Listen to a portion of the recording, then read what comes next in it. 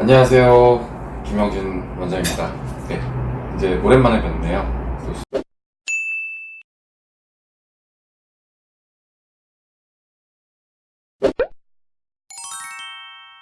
침샘 보톡스로 작은 얼굴을 만들 수 있나요? 네, 침샘 얼굴 보톡스로요, 작은 얼굴 만들 수 있습니다. 우리가 보통 이제 침샘은 입 안쪽에서 이제 침을 잘 분비하게 하는 거지만은, 침을 만들어내는 곳이지만은 얼굴에서 이렇게 외향적으로 봤을 때도 여러 부위에 존재하거든요. 악하선, 그리고 설하선, 그리고 이하선, 귀밑샘, 턱밑샘, 이런 식으로 혀밑샘 이렇게 많이 존재합니다. 그리고 입안 점막에도 작은 침샘들이 몇천 개 이상 존재를 해서 입안에 이제 침을 분비하게 되는데요. 이렇게 외관에 가장 큰 영향을 미치는 거는 턱밑샘하고, 그리고 또 귀밑샘, 이 두 가지가 되겠습니다. 남성분들이 제일 많이 오시는 경우는요, 보통 얼굴이 커 보인다 하는 경우가 있는데, 그때는 귀 앞에 이 부분 있죠? 네, 이 부분이 좀 많이 커져요. 제일 흔한 원인은 체중의 증가라고 말씀드릴 수 있어요. 그리고 두 번째는 이제 너무 늦은 시간에 저녁 때 술을 많이 드시거나 폭식을 하시거나 하시는 경우도 많이 비대가 되거든요. 이럴 때는 진짜 얼굴이 커 보여요. 근데 이제 우리가 흔하게 얼굴 커 보이게 만드는 거는 모든 분이 잘 아시는 교근, 사각턱 근육이 있잖아요. 근데 이제 그 뒤입니다. 그 뒤가 이제 많이 비대되면 얼굴이 커 보이게 돼 있어요. 그거 맞춰서 좋아지면 당연히 줄어들면 얼굴 작아 보이게 만들어지는 거겠죠. 아까 부장님 질문해 주신 것처럼요. 네. 사각턱 보톡스랑 침샘 보톡스의 차이에 대해서 알고 싶어요. 사각턱 보톡스는요, 되게 쉬워요. 그냥 이렇게 손으로 이 끝에 이렇게 만져보신 다음에 꽉 깨물어 보시면요, 이렇게 만졌을 때 손으로 만져지는 부위가 사각턱, 그 씹는 근육 있죠? 교근이라고도 하고요. 그 부위에 보톡스 맞는 거예요. 그럼 이게 줄어들거든요. 보톡스가 하도 예전에 TV 같은 데서, 코미디 프로 같은 데서 보면 보톡스 맞아서 이상해졌다. 보톡스는요, 맞아서 이상해지는 약이 절대 아니에요. 화학적 약물이고, 화상풍을 유발하는 균 자체를 매우 약독화시켜서 이제 독소만을 추출해갖고 신경 말단에서 근육으로 전기 신호를 보내게 돼 있는데, 그 전기적 물리적 신호를 차단해 주는 게 보톡스의 역할이거든요. 그러니까 이쪽에 보톡스를 맞게 되면은 근육 자체의 움직임이 못 움직이기 때문에 회축이 되는 거예요. 그리고 이런데 이제 이마나 이런데 주름살에 맞는 거는, 이렇게 우리가 안검하수가 있는 분들은 눈을 이렇게 치켜서 뜨거든요. 그러니까 그런 부분들은 이쪽 부위에다 맞으면은 눈썹을 못 올리기 때문에 주름살이 완화되는 그런 효과를 갖게 되는 거거든요. 근데 이 근육이 위축되는 거는 이제 이 근육을 사용하지 않기 때문에 근육이 위축이 되는 거고요. 치료 효과는 이렇게 들어갑니다. 그리고 제가 요즘에 보톡스 맞으시는 분들이 굉장히 두려움이 많다가도, 요즘에 이제 저한테 치료를 받으시는 분은 보톡스에 대한 제가 두려움을 갖지 말라고 말씀을 드리는 게 뭐냐면요, 어떤 분들 보톡스 맞으면은 여기가 꺼진다고, 그래서 보톡스 못 맞으시겠대요. 무서워서. 여기가 꺼진다고, 위쪽에 광대 밑에가 너무 꺼지고 얼굴이 너무 해골형으로 바뀌어서 보톡스를 못 맞겠다고 해요. 그거는요, 명백히 보톡스를 잘못 시술 받아서 그런 거고요. 정확하게 교근에 잘 시술을 받으시면은 위쪽에 꺼짐 없이 아래쪽만 잘 줄여드릴 수도 있거든요. 그러니까 교근은 여기다 맞는 거고요. 근데 이제 또 제가 또 하나 말씀드리고 싶은 거는요, 교근하고 씹는 근육하고 사각턱 보톡스하고 이제 침샘 부분 있잖아요. 이걸 두 가지 같이 시행 받으시는 경우도 있거든요. 근데 이거는 진짜 시술자나 시술 받으시는 분이 잘 선택하셔야 돼요. 그러니까 충분히 상담을 하신 다음에 진행을 하시는 게 좋거든요.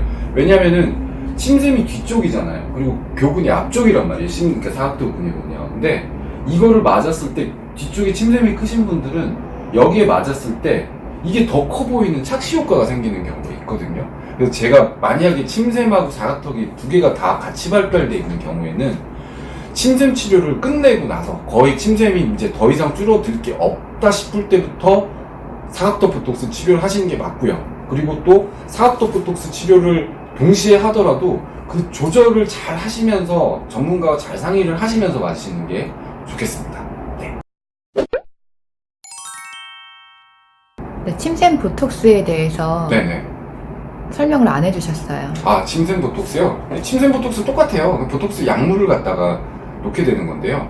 이제 교근이라고 하는 근육 자체는 이제 의식적으로 움직일 수가 있잖아요. 이렇게 씹는 거는 의식적으로 움직일 수가 있단 말이에요. 근데 침샘은 샘이잖아요. 그래서 침을 만드는 건데 근육 자체가 불수의근이에요. 내 의사대로, 내 뜻대로 침이 분비되는 건 아니잖아요. 이게 침이 이제 자동적으로 만들어져서 분비가 되는 건데 그 샘을 짜주는 아주 미세한 근육들이 네, 침샘 안에는 있어요. 그것도 마찬가지로 신경의 조절을 받고 하니까 그래서 보톡스를 이 침샘 부분에다가 잘 놔주면요 기능 자체가 약해지거든요.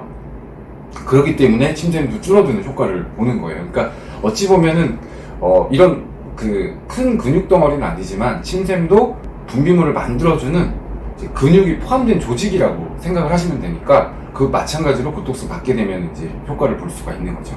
네. 그럼 침샘 비대증을 네. 맞게 되면 네. 그럼 계속 맞아야 되는지 또 언제까지 맞아야 되는지 그게 궁금합니다. 언제까지 맞으셔야 되냐면요. 알아서 오시면 저는 이제 보통 놀 때 이제 알아서 오시면 된다고 말씀드리는데요. 초반에는 좀 적극적 치료가 필요해요. 아주 큰 경우는요. 용량도 되게 많이 놓거든요. 근데 이제 많이 놔도 제가 2달 정도 있다가 뵐게요. 이렇게 말씀드리면은 잘 들어오세요. 진짜 이게 그 치료 수능도라고 하는데요. 환자분들이 다른 것들에 비해서 특히 침샘 보톡스는 치료 수능도가 되게 높으신 편이에요. 저도 왜 그런지는 잘 모르겠는데 그러니까 다른 부위, 예를 들어서 사각도 보톡스나 뭐 미간 보톡스 이런 거는 아예 석 달 뒤에 뵙겠습니다 이러면 잘 안 오시거든요. 뭐 딴 데 가시나? 뭐 근데 잘 안 오시는데 침샘 보톡스는 진짜 치료 수능도 환자분이 얼마나 치료에 잘 따라 협조해 주시고 잘 따라주냐 그게 높아요. 그래서 제가 이제 추적 관찰도 좀 쉬운 편이긴 한데 특히 이제 보통 이제 제가 간격은 알려드리거든요. 한번 맞으시면은 한 2달 있다. 크기에 따라서 좀 달라요. 뭐 딱딱한 정도나 크기에 따라 좀 다른데 2달 있다 뵙자고 말씀드리는 건 2달 있다 오고요. 또 그럼 제가 이제 간격은 조금 더 늘려요. 뭐 몇 달 있다 또 오세요. 그리고 이제 치료가 어느 정도 끝나면요. 저는 다 끝났다고 생각 드는데도 계속 오시는 분들이 진짜 많아요. 이게 이만큼 치료 수능도가 되게 좋아요. 그래서 오시면은 이제 제가 그만 오세요라고 말씀드린다기보다는 이제 알아서 오십시오. 불편해지거나 혹시 사이즈가 커지는 느낌이 들거나 불안한 마음이 생기면 오십시오. 이렇게 말씀을 드리는데요. 보통 이제 최대로 있다 오시는 분들이 1년 정도 있다 오시는 분들도 있고요. 물론 안 오시는 분들도 있겠죠. 그런 분들은 제가 추적이 뭐 불가능하니까. 근데 보통은 이제 처음부터 이제 치료를 하면서 이제 즐거워하시는 분들이 이거 많이 좋아지니까. 근데 그런 분들은요. 이제 뭐 불안한 마음이든지 아니면 유지하고 싶은 마음이 있었는지 몰라도 이게 크기가 비대되진 않았어도 보통 한 6개월에서 있다 오시거든요. 그럼 제가 뭐 예를 들어서 밑에하고 위에하고 같이 치료하는 경우는 한 곳만 치료하셔도 됩니다. 치료 안 받으셔도 됩니다. 하고서 이렇게 보내드리는 경우도 있어요. 그러니까 보통은 이제 치료는 한 일반적인 루틴에 의하면 보통 이제 많이 비대되어 있는 분은 제가 2달 있다가 한번 보자. 근데 약물의 용량은 물론 차이가 있습니다. 개인마다. 2달 있다 보자 말씀드리고 그 다음에 좋아졌으면은 석 달 있다 보자. 그리고 또 그 다음에도 좋아졌으면은 6개월 있다 봅시다. 이렇게 말씀드리고요. 그 다음 뭐 알아서 오십시오. 그렇게 말씀드리는 편이에요. 네. 침샘 보톡스 부작용에 대해서 알고 싶은데 네. 보면 뭐 목이 탄다, 네. 뭐 말하기가 곤란해진다, 뭐 네네. 숨쉬기가 곤란하다 이런 것들이 있어서 걱정된다는 분들이 계시거든요. 네. 사실 숨쉬기는 곤란하진 않아요. 숨쉬기는 곤란하진 않는데 아무래도 좀 이렇게 예민하신 분들 있잖아요. 민감하게 느끼시는 분들 중에서 제일 흔하게 나타나는 거는 목이 마른다. 물론 침샘에서 침을 만들기 때문에 보톡스가 이제 들어가게 되면은 침샘의 분비 자체가 침을 만들어내는 역할 자체가 이제 기능 자체가 저하되기 때문에 예, 목이 마른다는 증상이 있겠죠. 그리고 또 침샘 보톡스 맞으신다면 두 번째로 좀 힘들어 하시는 게 뭐냐면은 음식물 삼키기가 힘들다라고 하세요. 그런 증상은 2-3주 정도 나타날 수 있거든요. 이럴 때는요, 물을 많이 드시고요. 그리고 두 번째, 음식물 삼키기 곤란한 증상이 있다. 그러면요, 스테이크 같은 거 꿀꺽 삼키지 마시고요. 작게 드셔야 돼요, 음식물이요. 2-3주 정도 또 진행될 수가 있어요. 그리고 또 이렇게 뭐 스스로 예를 들어서 뭐 공황장애라든지 혹은 우울증 같은 게 있으신 분들이 이제 이 보톡스 맞으시게 되면요. 약간의 작은 것 때문에도 좀 이게 혹시라도 그런 느낌 자체가 정신적인 장애 자체가 공황장애나 이런 것들이 혹시 나타나는 게 아니라 불안해 하시는 분들이 있는데요. 미리 저한테 말씀해 주시면은 제가 보통 이제 그런 분들한테는 한쪽 시술 먼저 하고 다음에 또 좀 좋아졌다 싶으면 사이즈 좋아졌다 싶으면 이렇게 반대쪽 시술하고 이렇거든요. 그런 거 증상이 있으시면은 의사하고 잘 상의하시는 게 좋겠습니다. 네. 날이 많이 추워졌습니다. 건강 조심하시고요. 또 궁금하신 점 있으시면은 네, 댓글 남겨주시면 제가 최대한 어떻게 남겨보도록 하겠습니다. 네, 감사합니다. 그리고 좋아요와 구독 눌러주시면 저에게 큰 힘이 됩니다. 네, 감사합니다.